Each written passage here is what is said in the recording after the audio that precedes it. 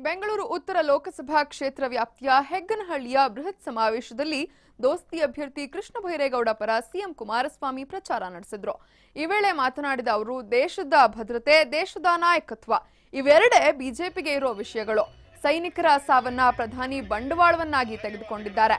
ಚುನಾವಣೆ ಹತ್ರ ಬಂದಾಗ ದೇಶದ ಅಭದ್ರತೆಯನ್ನ ಚುನಾವಣೆಯ ಅಸ್ತ್ರವನ್ನಾಗಿ ಬಳಸಿಕೊಳ್ಳುವಂತಹ ನೀಚ ರಾಜಕಾರಣವನ್ನ ಮೋದಿ ಮಾಡ್ತಿದ್ದಾರೆ. ಮೋದಿ ಇಲ್ಲೇನು ಕಿಸ್ದಿದ್ದಾರೆ ಅಂತ ವಾಗ್ದಾಳಿ ನಡೆಸಿದ್ರು. ಬಳಿಕ ಮಾತನಾಡಿದ ದೋಸ್ತಿ ಅಭ್ಯರ್ಥಿ ಕೃಷ್ಣ ಬೈರೇಗೌಡ, ನಿಮ್ಮ ಪ್ರತಿನಿಧಿಯಾಗಿ ನಾನು ದೆಹಲಿಯಲ್ಲಿ ಕೆಲಸ ಮಾಡೋಕೆ ಅವಕಾಶ ಕೊಡಿ ಅಂತ ಮನವಿ ಮಾಡಿದ್ರು.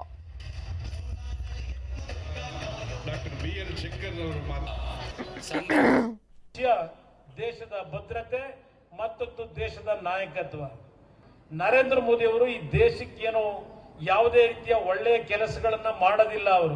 ಅವ್ರ ಕೈಯಲ್ಲಿ ಸಾಧ್ಯವೂ ಇಲ್ಲ.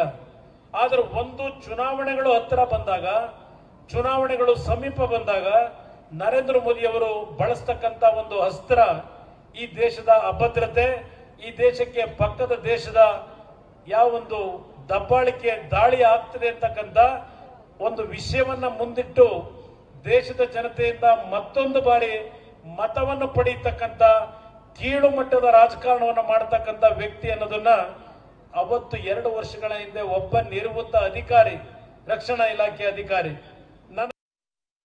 ಆ ಜನ ಅವಕಾಶ ಕೊಟ್ಟ ಮೇಲೆ ಈ ಭಾಗದ ಜನಗಳ ಜೊತೆಗೆ ಬೆರೆತು ಕೆಲಸ ಮಾಡಿದ್ದೇನೆ. ಇಲ್ಲಿನ ಸಮಸ್ಯೆಗಳು ತಿಳ್ಕೊಂಡಿದ್ದೇನೆ.